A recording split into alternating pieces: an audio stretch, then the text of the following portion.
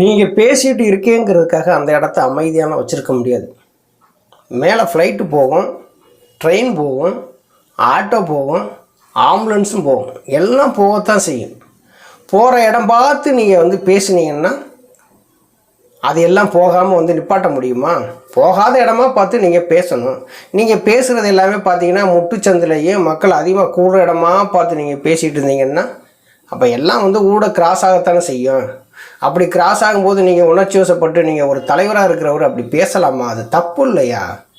ஒரு ஆம்புலன்ஸ் போகுது அப்படின்னா அந்த ஆம்புலன்ஸு போகிறதுக்கு வழிவிடுறதானே ஒரு தலைமை பண்பு. அப்போ தலைமை பண்பு இல்லைங்கிறது ஐயா ஓபிஎஸ் அவங்க சொன்னது சரியாக போச்சு இல்லையா? அப்போ நீங்கள் என்ன பண்ணியிருக்கணும்? ஆம்புலன்ஸ் போகுதுப்பா வழி விடுங்கப்பா அப்படின்னு சொல்லி வழி விட்டுருக்கணும்ல. நீங்கள் பேசுகிறத அந்த கூட்டங்கள் கேட்காம போயிருமோங்கிற ஒரு பயத்தில் ஆம்புலன்ஸ் டிரைவரை மிரட்டுறது ரொம்ப தப்பு தானேங்க. அதெல்லாம் அப்படி மிரட்டக்கூடாது. இங்கேயோ ஒருத்தர் கால் பண்ணுவாங்க, இங்கேருந்து நேராக போவாங்க, அங்கேருந்து கூட்டிகிட்டு சேர்க்க வேண்டிய இடத்துல சேர்த்து அவங்க நல்லா குணமாகணும் அப்படிங்கிறத அவங்களுடைய எண்ணமே. அப்படிப்பட்ட ஒரு புனிதமான ஒரு பணியை செய்யக்கூடியவர்களை ஆம்புலன்ஸ் டிரைவர்களாக பார்த்து நீங்கள் மிரட்டுறது அது உண்மையிலே அதை ஏற்றுக்க முடியாது. யாரும் சொல்லி குழம்புறீங்களா? எடப்பாடி பழனிசாமி தாங்க கூட்டம் கூடி நின்றுருக்கு, முன்னாடி நின்று பேசியிருக்கிறாரு. அந்த கூட்டம் சும்மா வந்த கூட்டங்கிறீங்களா? அதெல்லாம் கிடையாது. எல்லாம் காசுக்காக வந்த கூட்டம் தான். அதை அடித்து பேசலாம். காசுக்காக வந்த கூட்டம் தான். காசு கொடுக்காமல் யாரும் வீட்டை விட்டு வெளியில் நகர்ந்து வரமாட்டாங்க. இன்றைக்கி எடப்பாடி பழனிசாமி கோயம்புத்தூரில் அவர் முதலாக நடத்தின அந்த தேர்தல் சுற்றுப்பயணமே ரொம்ப மக்கள் ஆதரவு இல்லை. அதை பார்த்து இப்போ ஒவ்வொரு இடங்களையும் பேசும்போது காசுகளை கோடிக்கணக்கில் கொட்டி தான் இப்போ கூட்டத்தை கூட்டி விடுறாரு. அந்த கூட்டத்துக்கு முன்னாடி நின்றுட்டு எடப்பாடி பழனிசாமி பேசுகிறார். பேசும்போது ஒரு ஆம்புலன்ஸ் போகுது. ஆம்புலன்ஸ் போகுதுன்னா அவசரத்துக்குன்ட்டு தானே போகிறாங்க, சும்மாவா போயிட்டுருக்காங்க? இல்லை குறுக்கு மறுக்கும் போயிட்டுருக்காங்களா? அவங்களுக்கு ஒரு கால் வந்திருக்கு, அங்கேருந்து இப்போ நோயாளிகளை கூப்பிட்றதுக்காக இங்கேருந்து வேகமாக போகிறாங்க.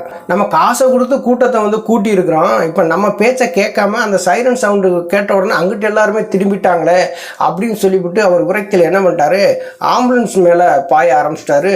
ஆம்புலன்ஸ் டிரைவரை மிரட்ட ஆரம்பிச்சிட்டாரு. இனிமேல் இப்படி உள்ளே போகிறது மாதிரி இருந்தது அப்படின்னா டிரைவரே பேஷண்ட்டாக மாறக்கூடிய சூழ்நிலை ஏற்படும் அப்படின்னு சொல்லிவிட்டு அப்படி மிரட்டும் துணியில் பேசிட்டாரு தலைவர். உடனே பார்த்தீங்கன்னா ஆம்புலன்ஸ் டிரைவர் எல்லாமே கொதிச்சல ஆரம்பிச்சிட்டாங்க. இன்றைக்கி தமிழ்நாடு ஆம்புலன்ஸ் ஓட்டுநர்கள் மற்றும் உரிமையாளர் சங்கம் கடுமையான கண்டனத்தை தெரிவிச்சிருக்காங்க எடப்பாடி பழனிசாமிக்கு. தமிழ்நாடு தனியார் ஆம்புலன்ஸ் ஓட்டுநர்கள் மற்றும் உரிமையாளர் சங்கம் சார்பாக எடப்பாடி பழனிசாமிக்கு கண்டன அறிக்கை ஒன்றை வெளியிட்டிருக்கிறார்கள். நேற்று இரவு வேலூர் மாவட்டம் அணைக்கட்டு மருத்துவமனையில் இருந்து நோயாளியை அழைத்து வருவதற்காக சென்ற 108 ஆம்புலன்ஸ் ஓட்டுநரை வழிமறித்து அவமதித்து அவரை மிரட்டு வகையில் பேசிய அதிமுக பொதுச் செயலாளர் எதிர்க்கட்சித் தலைவர் எடப்பாடி பழனிசாமி அவர்களுக்கு எங்கள் சங்கத்தின் சார்பில் கடுமையான கண்டனத்தை பதிவு செய்கின்றோம். நேரம் காலம் பார்க்காமல் அவசரத்திற்கு அழைத்த உடனே ஓடிச் சென்று உயிர்களை காப்பதுதான் எங்கள் பணி. அப்படி நாங்கள் செய்யும் பணியை மதித்து எங்களை பாராட்டாவிடினும் இப்படி அவமதித்து மிரட்டுவதை எங்களால் ஏற்க முடியாது.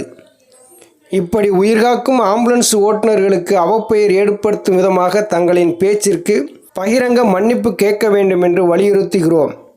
அதிமுக பொதுச் செயலாளர் எடப்பாடி பழனிசாமி அவர்கள் மன்னிப்பு கேட்க தவறும் பட்சத்தில் அவருக்கு எதிராக தமிழ்நாடு தழுவிய போராட்டத்தை முன்னெடுப்போம் என்பதை தமிழ்நாடு தனியார் ஆம்புலன்ஸ் ஓட்டுநர்கள் மற்றும் உரிமையாளர் சங்கம் சார்பில் தெரிவித்துக் கொள்கிறோம். ஆம்புலன்ஸ்ங்கிறது என்ன? அது ஒரு இறைவனுக்கு செய்யக்கூடிய பணி தான். ஒரு உயிரை காப்பாற்றக்கூடிய ஒரு பணியை செஞ்சுருக்காங்க. எங்கேயோ ஒருத்தர் கால் பண்ணுவாங்க. இப்போ நம்மளே கால் பண்ணுறோம், இங்கேருந்து நோயாளியை கூட்டிகிட்டு இங்கேருந்து போய் சேர்க்க வேண்டிய இடத்துல சேர்த்து அவங்கள குணப்படுத்துறது தான் அவங்களுடைய வேலையே. அது இறைவனுக்கு செய்யக்கூடிய தொண்டு. அது அப்படிப்பட்ட ஒரு புனிதமான பணி தான் ஆம்புலன்ஸு. இப்போ நம்ம நார்மலாக ஒரு இடத்துல நடந்து போய்கிட்டே இருக்கோம் வச்சுங்களேன், திடீர்னு முன்னாடியோ பின்னாடியோ ஆம்புலன்ஸ் வந்துடுது. நம்ம 4 பேர்கிட்ட சொல்கிறது இல்லையே, பின்னாடி ஆம்புலன்ஸ் வருதியா தள்ளி ஒதுங்கி அப்படின்னு சொல்கிறது இல்லையா, நம்ம வழி விடுறது இல்லையா?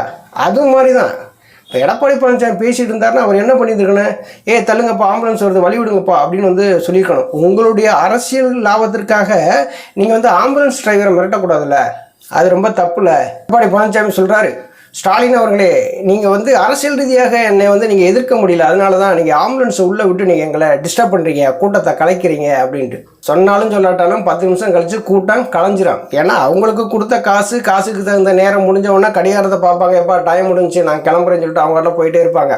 இப்போ எடப்பாடி பழனிசாமிக்கு என்ன ஒரு கோபம் அப்படின்னா, காசு கொடுத்து கூட்டத்தை கூட்டியிருக்கிறோம், இந்த சைரன் சவுண்டை கேட்டு எல்லாரும் அங்கே திரும்பிட்டாங்க. அதுக்கப்புறம் நம்ம வந்து வெறும் இடத்த பின்னாடி பேசிகிட்டு இருக்க வேண்டிய சூழ்நிலை ஏற்படுதே, நம்மளை ஒருத்தரும் பார்க்கல அப்படிங்கிற ஒரு கவலையில் அவர் வந்து விரக்தியில் அப்படி அந்த மாதிரி வந்து பேசிட்டார். உண்மையிலே அப்படி எடப்பாடி பழனிசாமி பேசுனது மிகப்பெரிய தவறு. ஒரு தலைமை பண்புள்ள ஒரு தலைமையாக எடப்பாடி பழனிசாமி இருந்திருந்தால் இந்த வார்த்தையை பயன்படுத்திடக்கூடாது. நீங்கள் ஆளுங்கட்சியை பற்றி எவ்வளவு வேணாலும் விமர்சனம் பண்ணுங்கள், இந்த திட்டத்தை கொண்டு வரலைங்க, அந்த திட்டத்தை ஏன் வந்து நீங்கள் முடக்கணும்னு சொல்லுங்கள், இதை ஏன் சரியாக பராமரிக்கலைங்கிறீங்க, ஏன் உங்களுக்கு வந்து நிதி ஒதுக்கலை அப்படின்னு சொல்லுங்கள், இந்த திட்டத்தை ஏன் அதிமுக காலத்தில் கொண்டு வந்த திட்டத்தை ஏன் நீங்கள் முடக்குனீங்க, இந்த மாதிரி விமர்சனம் வைங்க. தமிழ்நாட்டுக்கு என்னென்ன மக்கள் விரோதமாக திமுக வந்து செயல்படுதோ அதையெல்லாம் பேசுங்க, மக்கள்கிட்ட கொண்டு போய் சேருங்க. நீங்கள் முதலமைச்சராக அவங்களுடைய கனவுல இப்போவுமே வந்து பிறப்பிட்டுட்டீங்க. சுற்றுப்பயணம் போகிறீங்களா, சுற்றுலா பயணம் போகிறீங்களான்னு தெரியாமலேயே இங்கேருந்து மக்களை போய் சந்திக்க போயிட்டீங்க. ஏதோ காசுகளை கொடுத்து மக்களை கூட்டி அந்த இடத்துல பேசுகிறீங்க அப்படின்னா, நீங்கள் வந்து அந்த லெவல்லையும் நீங்கள் போயிட்டு இருந்தீங்கன்னா ஓரளவு எடப்பாடி பழனிசாமி வந்துட்டாருப்பா அப்படின்னு சொல்லி பேசுவாங்க. இப்போ எடப்பாடி பழனிசாமி புரட்சித் தலைவர் எம்ஜிஆரா, புரட்சித் தலைவர் அம்மாவா? எடப்பாடி பழனிசாமி வர்றாருப்பா, போய் பார்ப்போம்ப்பா அப்படின்னு சொல்லி வர்றதுக்கு எல்லாம் காசை கொடுத்து கூட்டம் தானே. அப்படியே கூட்டங்க 10 நிமிஷத்துக்கு மேலே நிற்கிறதில்ல. ஏற்கனவே சொன்ன மாதிரி தான், 10 நிமிஷத்துக்கு மேலே அந்த இடத்துல நிற்கிறதில்ல. தமிழ்நாடு தனியார் ஆம்புலன்ஸ் சங்கம் என்ன பண்ணிட்டாங்க, ஒரு கண்டன அறிக்கையை வெளியிட்டாங்க. நாங்கள் வந்து உயிரை காக்கக்கூடிய ஒரு அற்புதமான ஒரு பணியை செஞ்சிகிட்ருக்கோம். யார் கூப்பிட்டாலும் அந்த இடத்துல வேகமாக போய் சேர வேண்டியது எங்களுடைய கடமை, அவங்களுடைய உயிரை காப்பாற்ற வேண்டியது எங்களுடைய பொறுப்பு. அப்படி இருக்கக்கூடிய அந்த அற்புதமான ஒரு பணியை நாங்கள் செஞ்சுக்கிட்டு இருக்கோம். எங்களை நீங்கள் பாராட்டாலும் பரவாயில்ல, நீங்கள் வந்து எங்களை அவமதிக்காதீங்க, எங்களை மிரட்டாதீங்க அப்படின்னு வந்து சொல்கிறாங்க. இன்றைக்கி அதைத்தான் வந்து ஒரு கண்டன அறிக்கை வந்து வெளியிட்டிருக்கிறாங்க. எங்களை நீங்கள் பாராட்ட வேணாம், அவமதிக்காதீங்க. நாங்கள் வந்து ஒரு அற்புதமான ஒரு பணியை செஞ்சுக்கிட்டு இருக்கிறோம். இன்றைக்கி ஆம்புலன்ஸ் ஓட்டுநர்கள்லாம் எவ்வளவு கஷ்டப்படுறாங்கன்னு எங்களுக்கு தான் தெரியும். அப்படி இருக்கும்போது நீங்கள் வந்து இது பேஷண்ட் இல்லாமல் வண்டி போச்சுன்னா டிரைவரே பேஷண்ட்டாக மாறுற மாதிரி ஒரு சூழல் ஏற்படும் சொல்லிட்டு நீங்கள் பேசுகிறது நீங்கள் வன்மையாக கண்டிக்கத்தக்கது அப்படின்னு சொல்லியிருக்காங்க. எடப்பாடி பழனிசாமி அவர்கள் வந்து நீங்கள் மன்னிப்பு கேட்கணும் அப்படின்னு சொல்லி அந்த அறிக்கையில் வந்து வெளியிட்டிருக்கிறாங்க. அப்படி நீங்கள் மன்னிப்பு கேட்க தவறும் பட்சத்தில் தமிழ்நாடு தனியார் ஆம்புலன்ஸ் ஓட்டுநர் மற்றும் உரிமையாளர் சங்கம் சார்பாக தமிழ்நாடு நாடு தழுவிய போராட்டம் நாங்கள் நடத்துவோம் அப்படின்னு சொல்லியும் ஒரு அறிக்கை வந்து வெளியிட்டிருக்காங்க. இது தேவையா எடப்பாடி பழனிசாமி அவர்களுக்கு? கொஞ்சம் யோசிச்சு பாருங்க. இப்போ எடப்பாடி பழனிசாமி என்ன நினைக்காரு, நம்ம வரும்போது எல்லாம் கப்பு சுப்புன்னு இருக்கணும், யாரும் எதுவும் பேசிடக்கூடாது, நம்ம சொல்கிறது மட்டும்தான் கேட்கணும், மற்ற சவுண்டு எதுவும் வரக்கூடாது. இது ஒரு தலைமை பண்புக்கு அழகா? நீங்கள் அப்படி ஒரு தேர்தல் சுற்றுப்பயணம் போய் நீங்கள் வந்து பேசுகிறவங்களா இருந்தால் என்ன பண்ணணும், நீங்கள் வந்து வெளியில் ஆளே இல்லாத இடங்களில் போய் நீங்கள் ஒரு கூட்டத்தை கூட்டி அந்த இடத்துல பேசினா அதுலேருந்து ஆம்புலன்ஸ் வராது, எதுவுமே வராது. எல்லாம் போகக்கூடிய இடத்துல முட்டுச்சந்திலையும் மக்கள் கூடுற இடத்துலையும் டிராஃபிக் அதிகமாக இருக்கக்கூடிய இடத்துலையுமா நீங்கள் வந்து பேசுனீங்கன்னா அவனுக்குள்ளே ஆம்புலன்ஸ் வராமல் என்ன செய்யும், ஆட்டோ வராமல் என்ன செய்யும், எல்லாமே வரத்தானே செய்யும். ஆம்புலன்ஸுங்கிறது சும்மா இல்லைங்க.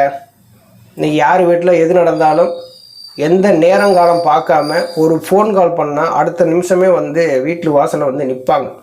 அவங்களுக்கு என்ன தேவையாது, உடனே வந்து இங்கேருந்து அழைச்சிட்டு போய் எங்கே சேர்க்க வேண்டிய இடத்துல சேர்த்து அவங்க உயிரை காப்பாற்றுற ஒரு அற்புதமான ஒரு பணியை வந்து செஞ்சிட்ருக்காங்க.